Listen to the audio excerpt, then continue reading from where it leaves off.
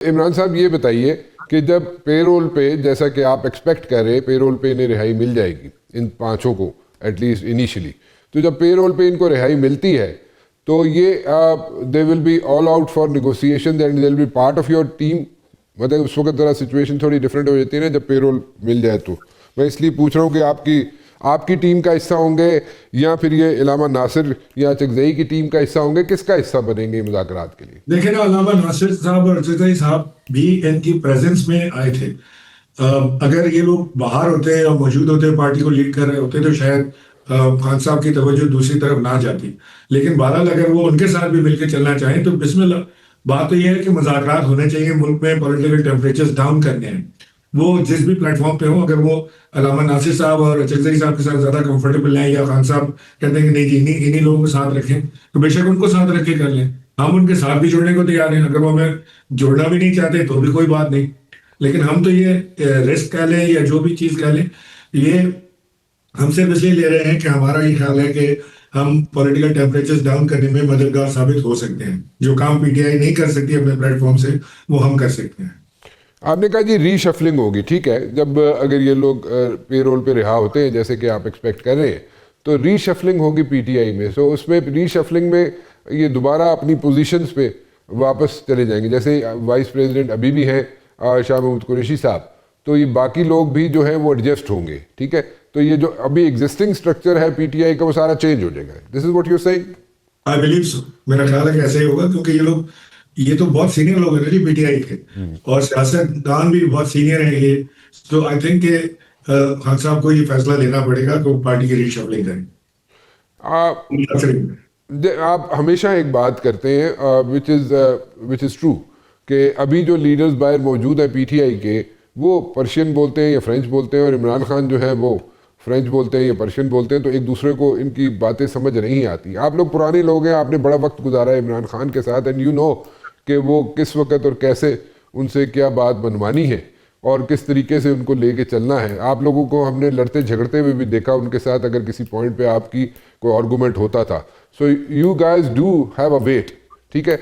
सो ये अब इसी तरह आगे भी आप समझते हैं कि अगर कोई ये जैसे फैक्शंस बने हुए हैं, जो एक फैक्शन पीटीआई में अभी भी जनाब यहाँ पे बिल्कुल एडमेंट है कि जनाब उसने हेड ऑन ही जाना है। दूसरा जो है आप लोग हैं जो कहते हैं मुज़ाकरात हो, या कोट लखपत के लोग हैं जो जेल में हैं वो कहते हैं मुज़ाकरात होने चाहिए।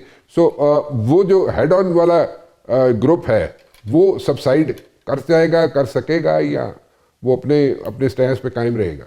देखिए ना, जो हेड ऑन वाला ग्रुप है, या वो कह लें कि रेवोल्यूशनरिस्ट है, वो ले आए ना रेवोल्यूशन। वो किस चीज का इंतजार कर रहे हैं? पिछले 2.5-3 साल तो हो गए इमरान खान को जेल में ये नारा लगाते हुए कि जी इंकलाब आएगा और लोग सड़कों पे आएंगे, सारा कुछ तो नहीं ला सके। वेरी अनफॉर्चुनेटली वो पीटीआई की जो स्ट्रेंथ थी या जो थ्रेट थी पीटीआई की, वो एक्सपोज हो गई और वो नहीं हो सका। अब आप उसको जो भी कह लें कि जी पुलिस ने गोली चलाई, कि लाठी चलाई, कि डंडा चलाया, ये सब तो चलता है। ये सब तो जब रेजिस्टेंस होती है और मूवमेंट्स होती है तो उसमें ये होता है। सो उसमें तो कामयाबी हासिल नहीं कर सकी पीटीआई। सो अभी भी जो ग्रुप एडमेंट है कि जी उन्होंने इनकलाब ही लाना है, तो वो जरूर इनकलाब लाए। हमारे बातचीत शुरू करने से इनकलाब का रास्ता तो नहीं रुक रहा। सो अगर वो इनकलाब लाना चाहते हैं और वो समझते हैं कि इनकलाब ला सकते हैं, तो जरूर लाए, बिस्मिल्लाह। एक जरा थोड़ा सा हट के पीछे जाना चाहता हूँ इस सारी गुफ्तगू से। आपके ख्याल में एक क्या ऐसी कोई सिचुएशन बनी थी गंडापुर के दौर में कि कोई जो भी ब्रिज बिल्डिंग का किरदार अदा कर रहे थे अली मीन गंडापुर, उनके दौर में कोई ऐसी सिचुएशन बनी थी कि चीज़ें सॉर्ट आउट हो जाती between PTI and the government? मेरा ख्याल है कि ऐसा हुआ था और Ali Amin Gandapur was pretty close कि वो कोई मुज़ाकरात की टेबल पर बिठाने में कामयाब हो जाते दोनों को। लेकिन कुछ चीज़ें गड़बड़ हो गई बाद में और ये नहीं हो सका। लेकिन Ali Amin Gandapur was definitely trying to do that. So मतलब यू बाय दैट थिंग, आप इसको मानते हैं कि ऐसा हो रहा था? बिल्कुल they were close to negotiate, close to maturing a deal, ऐसा हो सकता था। बिल्कुल, they were very close to maturing it। और ये maturing talks कह लें, डील तो एक अच्छा नहीं हो रहा गया पाकिस्तान में, तो वो टॉक्स के लिए बहुत करीब आ गए थे। और अली अमीन गंडापुर, जाहिर है कि देखें हमारे पीटीआई में प्रॉब्लम क्या आ रही है? प्रॉब्लम ये आ रही है कि जो भी ये काम करने की कोशिश करता है ना, वो जैसे ही अपना रुख एस्टैब्लिशमेंट की तरफ करता है, बातचीत के लिए तो दोनों से बात करनी है ना जी। और जैसे ही एस्टेब्लिशमेंट से कोई कांटेक्ट करता है या करने की कोशिश करता है, उसे फौरन गद्दार का लेबल लगा देते हैं कि जी ये तो गद्दार है, बिक गया, ये तो कल रात को वो वहां बैठे हैं लंदन में, जो खुद साख्ता एंकर्स बने हुए हैं, वो फौरी तौर से वो एक ऐसी खबर देते हैं कि जैसे कोई जासूसी की, कि कल रात को एक बड़ी एस्टेब्लिशमेंट के एक बड़े अफसर से फलाने शख्स की मुलाकात हुई और रात के अंधेरे में हुई और चुपके हुई और फलाना हुआ, फिर उसमें डील हुई, वो ये हुआ वो हुआ, उसको सनसनीखेज खबर बना के बेचते हैं अपने चैनल्स पे, वो बिकता है, लोग पढ़ते हैं, देखते हैं, सुनते हैं और उनको सब्सक्रिप्शन मिलती है, वो अपने पैसे कमाने में मशरूफ है।